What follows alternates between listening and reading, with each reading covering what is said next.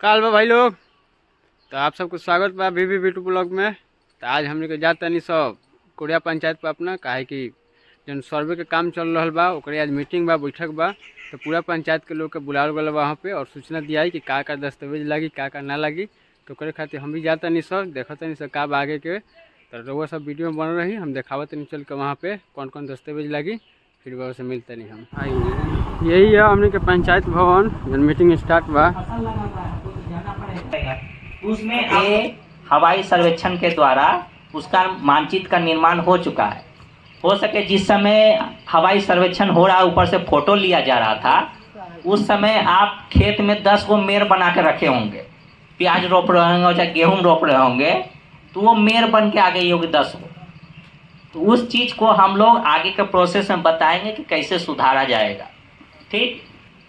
और यदि इसमें और भी बताया गया है कि आपको यह भी निर्देश दिया जाता है कि आप अपने भूखंडों का आर मेड़ सही कर लेंगे। यदि नहीं है तो मिट्टी का स्तंभ डाल के उसको बना लेंगे, वो हम नहीं बनाएंगे। मान लीजिए कि कोई व्यक्ति है अभी बड़ा सा प्लॉट जोत रहे हैं लेकिन खरीदगी उसको 2 पार्ट में किए हैं और आप चाहते हैं कि सर्वे हो तो मेरा 2 पार्ट बन के आए, तो उस कंडीशन में आपको उसको जितना ज़मीन का आप मेड़ बनाना चाह रहे हैं, मतलब जितना खरीदी किए हैं उतना आपको मेड़ बनाना लेना होगा। नापी करवा लीजिए अंचल अमीन से, या खुद जानते हैं तो खुद नाप लीजिए। हमारा रकबा इतना है, चौड़ाई लंबाई में नाप के रकबा निकाल के अपना आड़ मेड़ बांध लीजिए। जब तो दखल उठाने का काम किया जाता है। मान लीजिए आप लोग दखल किए हुए हैं, जिस प्रकार भी हो सकता है, कोई बांट के किए हों, कोई खरीदगी करके किए हों, तो आपको अपना खेत बताना है, अपना प्लॉट बताना है कि सर ये मेरा प्लॉट है। तो अपना नाम लिखवाएंगे प्लस पिताजी का नाम लिखवाएंगे। मान लीजिए राम के नाम से एक ही आदमी हो सकता है गांव में 4 गो, तो हम पिताजी के नाम से पहचानेंगे कि फलना आदमी का है। तो अपना नाम, पिताजी का नाम प्लस जाति लिखवाएंगे। हो सकता है एक ही जाति में 4 गो होंगे तो बताएंगे नहीं यार वो टोला के है, इस प्रकार से लिखवाएंगे। तो यहाँ प्रॉब्लम क्या होता है कि मान लीजिए मानचित्र का तो निर्माण होके आ गई है, तो अब मान लीजिए कागज में आप कैसे दखल किए हुए हैं आप, अब वो पूछा जाएगा। 3-1 है, परपत 3-1 दोनों का अलग अलग अथी है, भरना सेम चीज है। परपत्र 2 है जो खरीदगी किए हैं जमीन, मान लीजिए जो दस्तावेज के थ्रू या दान पत्र या किसी भी माध्यम से खरीदगी किए हो, ठीक, उन लोगों के लिए प्रपत्र 2 है, वो भर के देंगे। इसमें अपना ब्यौरा देंगे जमीन का। ये जो खरीदगी किए हैं तो खरीदगी में भी होगा कि एक आप ही किए होंगे खरीदगी, एक होंगे कि आपके पूर्वज किए होंगे, मान दादा किए होंगे, परबाबा किए होंगे, कोई भी खरीदगी जमीन होगा। उस कंडीशन में ये फॉर्म भर के देंगे। इसमें बता देते हैं फॉर्म, जब देखिएगा तो नॉलेज हो जाएगा। और ये फॉर्म DALRS के वेबसाइट पे है, प्रपत्र के अथी में जाइएगा तो वहां से आप अपलोड कर सकते हैं। और अभी हम वर्तमान में आपके जनप्रतिनिधि को दे देंगे, वो आपके संबंधित मौजा के जो राजेश ग्राम के कोई भी फोटोकॉपी के दुकान होंगे वहां पे दे देंगे, तो आप लोग वहां से उपलब्ध करा सकते हैं, ले सकते हैं, ठीक। तो कागज फॉर्म भरने का हम बता देते हैं प्रोसेस। पहला है राजेश ग्राम। तो राजेश ग्राम यानी कि मतलब आपका जमीन किस राजेश ग्राम में है। आप हो सकता है इस राजेश ग्राम के रहने वाले हो, जमीन आपका दूसरे गांव में हो, तो जिस गांव में आपका जमीन है उसका नाम भरेंगे। उसके बाद है थाना नंबर, सेकेंड कॉलम है, मतलब साइड में लिखा हुआ है थाना नंबर। ये होता है रेवेन्यू थाना, ये नहीं कि पुलिस थाना नंबर लिख लीजिएगा। कागज में आपका दस्तावेज में लिखा हुआ रहता है थाना नंबर, वो आप भर लीजिएगा। जो जानकार होंगे, पुराने बुजुर्ग होंगे, अभी पढ़े लिखे भी आदमी सब जानते हैं थाना नंबर क्या, वो भर लेंगे। हल्का नंबर है वो आपको हो सकता है ना मालूम हो तो आप छोड़ देंगे खाली, वो हम लोग अपना देख लेंगे। पुलिस स्टेशन, आपका गांव जिस पुलिस स्टेशन में आता है, जिसमें रह रहे नहीं, जिसमें खेत है, समझ रहे हैं, उसका पुलिस स्टेशन भरना है ऊपर पे। उसके बाद किस अंचल में आता है, सभी तो नगरा में आते हैं यहाँ के जो भी हैं, और जिला आपका सारण हो गया। ये हो गया हेडलाइन में जो भरना है ऊपर में, यहाँ पे समझ गए, यहाँ पे ऊपर पे है। उसके बाद आता है कॉलम है बना हुआ, तो कॉलम में फर्स्ट कॉलम है रैयत का नाम, सह हिस्सेदारों का नाम, अंश अगर कोई और हो तो या शहीद हो तो। अब रैयत का नाम बोल रहा है। रैयत मतलब आप सरकार को रेवेन्यू दे रहे हैं, टैक्स दे रहे हैं, लगान चुका रहे हैं, तो आप रैयत कहलाइएगा। यदि आप टैक्स नहीं दे रहे हैं तो किसान कहलाइएगा। समझ गए? ये रेवेन्यू में नेम है। तो मान लीजिए आप अपने नाम से खरीदी किए हैं तो अपना नाम से भर के देंगे। यदि आपके पूर्वज खरीदी किए थे और आपको बंटवारा के आधार पे आपको अपना हिस्सा मिला हुआ है, उस कंडीशन में भी अपना नाम भर के देंगे। यदि बंटवारा नहीं किए हैं, सभी भाई एक साथ जोतावाद कर रहे हैं, रह रहे हैं घरों में, घर में तो हमको लगता है कि साथ में अधिकतर रह रहे होंगे, खेत में भलो अलग किए होंगे, तो सबका भराएगा, घर का भी फॉर्म भराएगा और आपका खेती जमीन का भी भराएगा। खेत खलियान सारा चीज, रोड वगैरह है, यदि किसी को दान दिए हैं तो वो भी भर सकते हैं। मंदिर का भी भरा के देंगे, सारा चीज देंगे। यदि आपके लग रहा है कि हाँ दादा दान में दिए, इसका कागज मेरे पास है मंदिर का, तो वो आप भर के देंगे और लिख देंगे अभिक्ति कॉलम में मंदिर है, मंदिर का नाम लिख देंगे। सर्वे में क्या होगा, जिस भगवान के नाम से होगा, या मान लीजिए कि मुस्लिम समुदाय में यदि मस्जिद किसी अथी के नाम से है, उसी के नाम से खाता खुलेगा। ये नहीं कि पुजारी जी के नाम से खाता खुल गया, या हमारे दादा दान में दे दिए थे तो हमारे दादा के नाम से मंदिर खोल दीजिए खाता, ऐसा नहीं होगा। सरकार का कानून बना हुआ है, भगवान के नाम पे खुलेगा। हनुमान जी का मंदिर है तो हनुमान जी के नाम से खुलेगा, शंकर भगवान का है तो शंकर भगवान के नाम से खुलेगा। यदि साथ में जोत रहे हैं तो चारों भाई भर के अपना, जैसे राम है, श्याम है, मोहन है, सोहन है, तो राम वो, सोहन वो, मोहन वो, घनश्याम, पिता कुछ भी विजय दे देंगे, जिनका होगा लिख के दे देंगे। इस प्रकार से होगा। अकेला है, आपको प्रॉपर है, खरीदगी है, आपके नाम से दस्तावेज है तो अपना भर के देंगे डिटेल, ठीक। अगर भाई का है तो अपना भर के देंगे, बंटवारा कर लिए तो आप अपना भर के देंगे, भाई का भर के नहीं देंगे। दस्तावेज आप लगाएंगे दबे वाला, हम आपका दस्तावेज नहीं मांग रहे हैं, ताकि प्रमाण के तौर पे तो आपके पास दादाजी वाला ही ना दस्तावेज है, उसी का लगाएंगे। रसीद कट रही है दादा के नाम से, वो भी लगा देंगे। बहुत का क्वेश्चन होता है, फोन कर पूछते हैं कि सर खाली रसीदवा देंगे तो नहीं हो जाएगा, नहीं होगा। दस्तावेज, मूल प्रमाण आपका दस्तावेज होता है। रसीद एक प्राप्ति रसीद होती है कि आप लगाते रहिए। सुप्रीम कोर्ट का भी आदेश है कि आपको रसीद तो मालिकाना हक नहीं मिलता, समझे। उसके बाद आता है 3, 4, 5 कॉलम। इसमें आपका खाता खेसा रकबा है, जो दस्तावेज में खाता खेसा रकबा है। उसके बाद है 10 नंबर कॉलम, भूमि पर दावा का आधार, यथा उत्तराधिकार, दान, क्रय, बंदोबस्त या अन्य। आपको यह जमीन कैसे मिला है? उत्तराधिकार के रूप में मिला है, आपके पूर्वज खरीदे थे, या जिस प्रकार से भी मिला हो। दान में मिला है, आप खरीदी किए, यानी क्रय। क्रय मतलब खरीदना। चक्रवृद्धि क्या पढ़े होंगे, या फिर उसमें लिखा रहता था क्रय मूल, जो स्टूडेंट लोग होंगे वो जानते होंगे। तो क्रय आप किन से खरीदे हैं, खरीदगी जमीन होगी आप वो का। बंदोबस्ती, जो हरिजन लोग होते हैं, जो भूमिहीन लोग होते हैं, उनको सरकार के द्वारा 3 से 5 डेसिमल जमीन दिया जाता है रहने के लिए, उसमें बसने के लिए, घर के लिए दिया जाता है। तो उनको एक पर्चा मिला हुआ रहता है, जिसको बोलते हैं बंदोबस्ती पर्चा, ठीक। उसका भी रसीद कटती है। तो जिनके पास होगा वो देंगे। हो सकता है वो सरकारी जमीन का पर्चा हो, लेकिन सरकार के द्वारा दिया गया है आपको रहने के लिए, वो सरकारी जमीन है, तो आपका खाता आपके नाम से खुलेगा। यदि आपने उस जमीन को किसी को बेच दिया, वो जमीन पुनः सरकार के पास चली जाएगी, क्योंकि वो सरकार की जमीन है, वो आपकी निजी संपत्ति नहीं है, आपको रहने के लिए दिया गया है सरकार की तरफ से। तो आप जिस दिन बेचते हैं, उसी दिन से ना आपकी रहती है ना खरीदने वाले की रहती है, वो जमीन फिर बिहार सरकार की हो जाएगी, समझ गए। वो हस्तांतरण नहीं हो सकता है वो जमीन। कहेंगे कागज तो है नहीं, खाली रसीद दे रहे हैं, रकबा उनका टोटल है। अब कहेंगे कि सर मेरा इसमें 15 डेसिमिल है, इसमें हमारा 1 डेसिमिल, मतलब सस्ता वाला जमीन के जगह को महंगा वाला जमीन हमसे ज्यादा मांग रहे हैं, समझ गए। उसके बाद है चौहद्दी। तो चौहद्दी आप दस्तावेज वाला चौहद्दी लिख के नहीं देंगे। वर्तमान में हो सकता है कि आपने बंटवारा कर लिया है, या हो सकता है बंटवारा कर लिए होंगे, आपके चाचा होंगे, हमारे बाबा के नाम से है, तो चाचा आपको बेच दिए होंगे, तो आप तो खरीदगी कर लिए हैं, तो आप हो जाइए। हो सकता है कि उत्तर में नीचे हो जाए कि हम खुद हैं उत्तर में, पूरा में आपके बड़े भाई हो जाए, अथी हो जाए, तो उस प्रकार से आपको वर्तमान करंट आपको चौहद्दी भर के देना है, ताकि मेरे अमीन जाए तो पता चल जाए कि हाँ इन्होंने जो भर के दिया है वो सही है। ताकि दखल उठाया गया तो दखल में हर का नंबर मिलेगा, तो हमको दिखेगा कि इनका पूरा पक्षी में कौन है, और आपने भर के जो दिया चौहद्दी में वो मैच कर रहा है कि नहीं कर रहा। तो मतलब हर स्तर पे जांच हो रही है। एक तो आप खुद से जांच करवा रहे हैं चौहद्दी देके, प्लस मेरे अमीन गए तो वहां से भी वेरीफाई हो गया, क्लियर हो गया कि हाँ चौहद्दी सही है, यानी कि इस आदमी का एक्चुअल में जमीन है।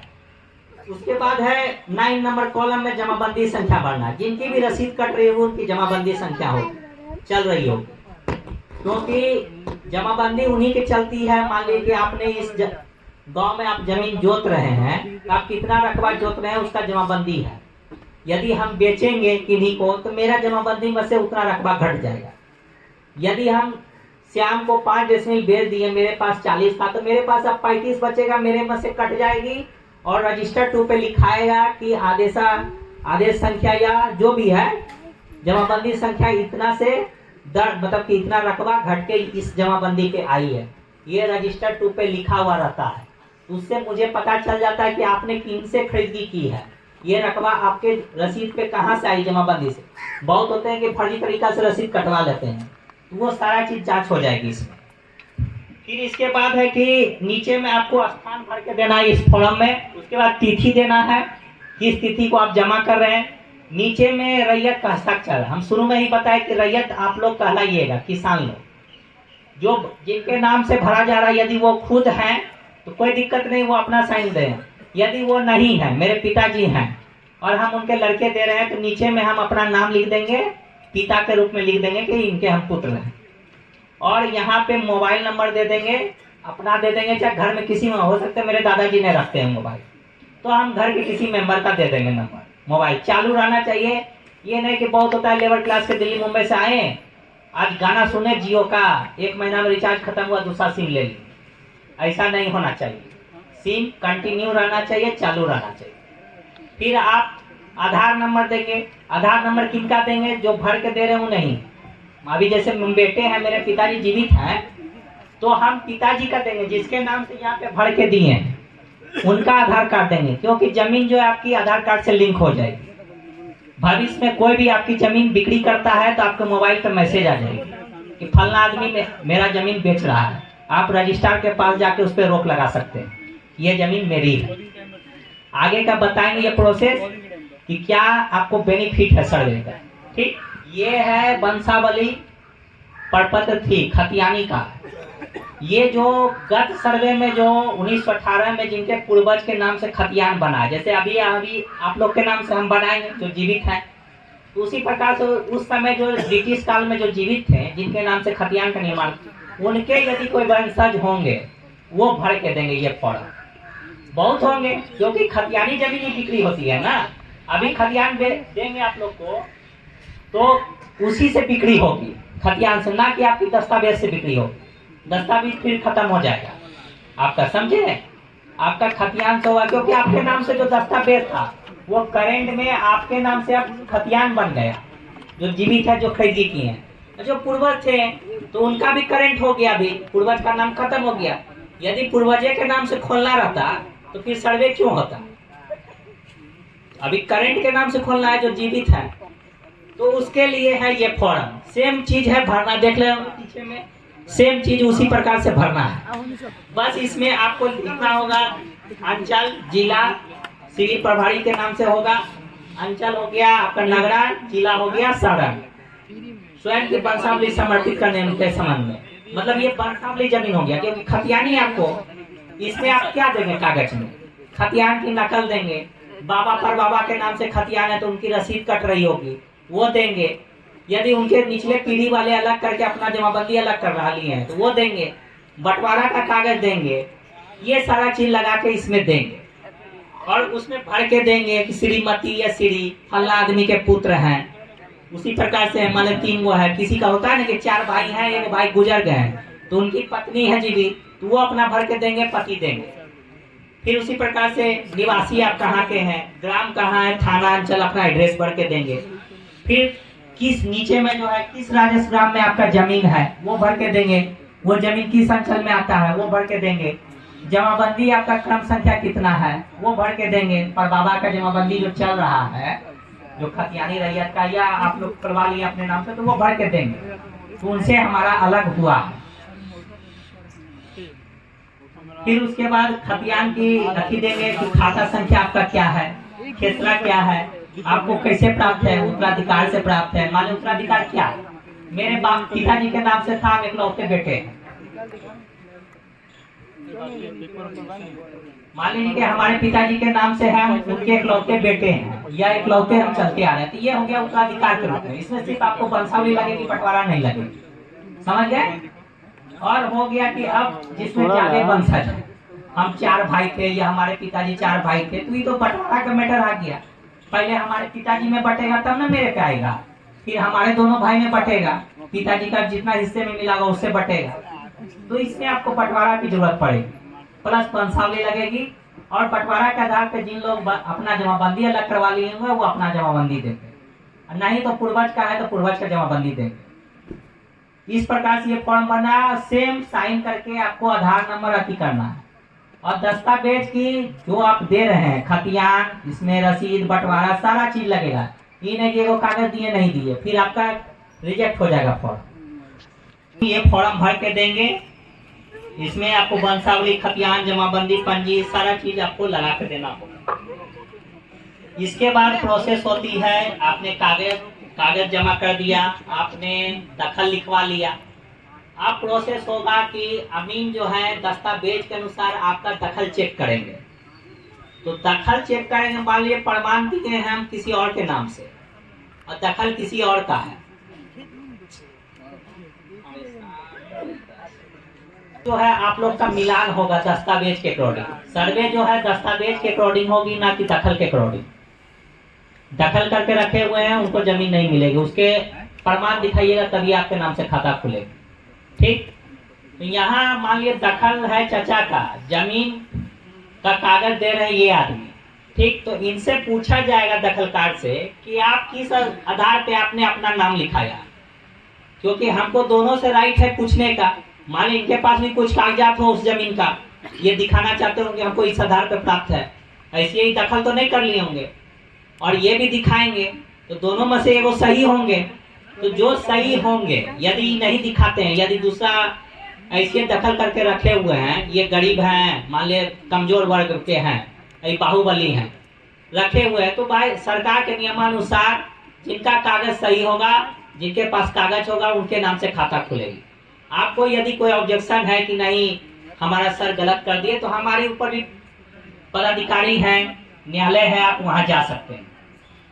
उस समय हमसे जब पूछा जाएगा आप किस आधार पे दिए, तो मुझे दस्तावेज दिखाना पड़ेगा। यदि मैं बिना दस्तावेज के खाता देने लगे तब तो सब तो फिर बेईमानी हो जाएगा, तो फिर हम सर्वे करने क्या है, तो फिर वही हो जाएगा जिसकी लाठी उसकी भैंस। तो कागज के आधार पे आपको मिलेगा, जिसका मिलान होगा उसके नाम से मिलेगा। तो हम अपना वाला दे दिए, पिताजी वाला हम ले लिए, इस प्रकार से ही बंटवारा होता है। और उसमें क्या होता है, अब पिताजी वाला तो उसको दे दिया, अब बोलता है कि ये तो हमको भाई दे दिया, ये अपना नाम से सारा कागज करवा लिया, अब ओकरों में जार जाता था। तो कागज रहेगा आपके पास तब ना आप कहीं पे लड़िएगा। तो मान लीजिए आप मौखिक बंटवारा किए फंड से हम, और यदि आपके खरीदी किए हैं बाबा पर बाबा, तो वहां से आपको बना के देना है, क्योंकि वो तो गुजर गए हैं, अभी उनके पोता या परपोता जीवित है, तो वो दिखाएंगे ना कि हम उनके वंशज हैं, उनके पोता हैं, हम तो भगवान है नहीं कि जान जाएंगे। तो इसके लिए वंशावली और बंटवारा बनवाना होगा।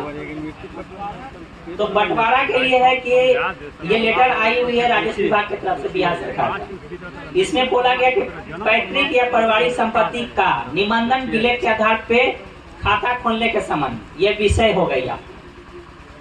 इसमें है निर्देशानुसार उपयुक्त विषय के संबंध में कहना है कि बिहार विशेष सर्वेक्षण एवं बंदोबस्त कार्यक्रम के अंतर्गत खाना पूरी के प्रक्रम में रैयतों द्वारा, मतलब रैयत आप लोग हो गए, शुरू में ही बताए थे, किसान को रेवन्यू में रैयत बोला जाता है।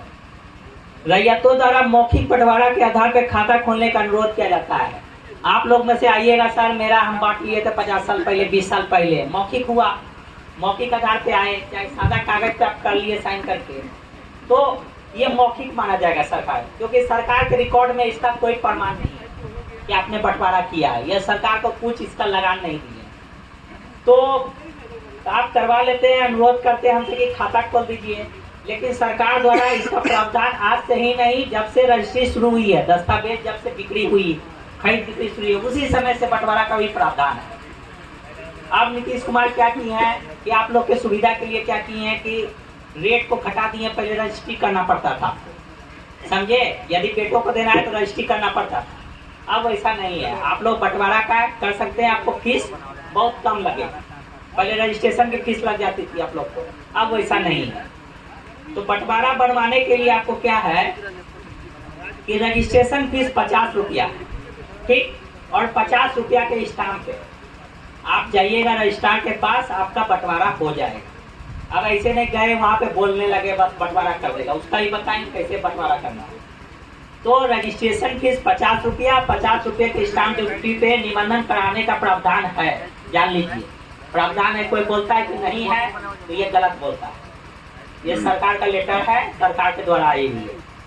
उक्त प्रावधान के अनुसार निबंधित बंटवारा विलेख के आधार पर खाना पूरी प्रक्रम या अन्य प्रक्रम में, जैसे खाना पूरी प्रक्रम हुआ जो आप लोग का सर्वे का काम हो रहा है उसमें, और या अन्य मतलब कि आपका जैसे सुनवाई में आता है आपत्ति जो किए थे उस क्रम में भी खाता को दिया जाएगा आप लोग को।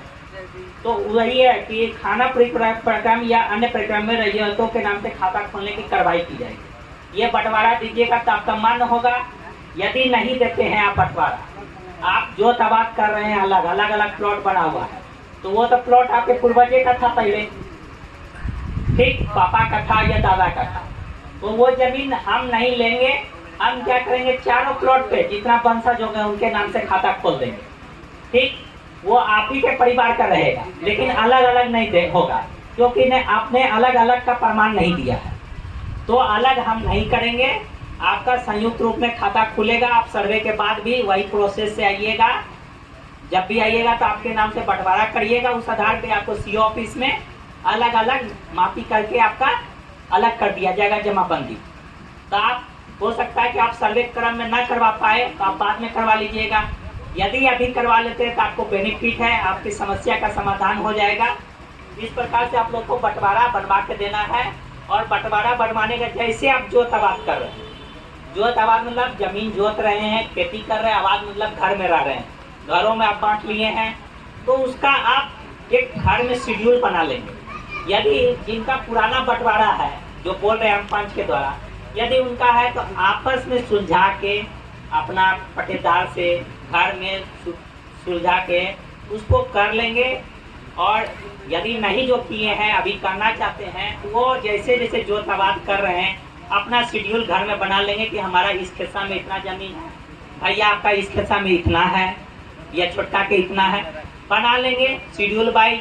फिर पिताजी का संपत्ति से आप बंटवारा कर रहे हैं या दादा का, उनका देख लेंगे कि इस खेसा में टोटल जमीन कितना था, उनका एक लिस्ट बना लेंगे। क्योंकि आप मान लीजिए 10 रुपया में से ना बंटवारा करने जा रहे हैं तो वो तो प्रमाण देना पड़ेगा ना कि हमारे पूर्वज को 10 रुपया था, उसी में हम लोग बांटे। नहीं तो ज्यादा बांट लीजिएगा, कम बांट लीजिएगा तो फिर उसमें भी अच्छी है।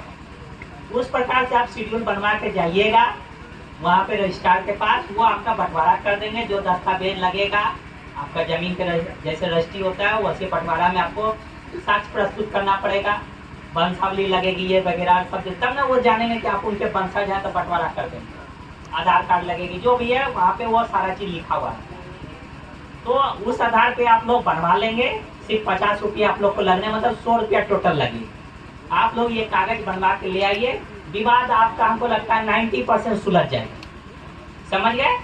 उसके बाद वंशावली है बनवाने का, वंशावली आपको सरपंच साहब बना के देंगे, ठीक, जो भी खतियानी है जब बीत चुका है वंशावली वो सरपंच साहब देंगे। उनका भी लेटर है, सरकार के द्वारा दिया गया है।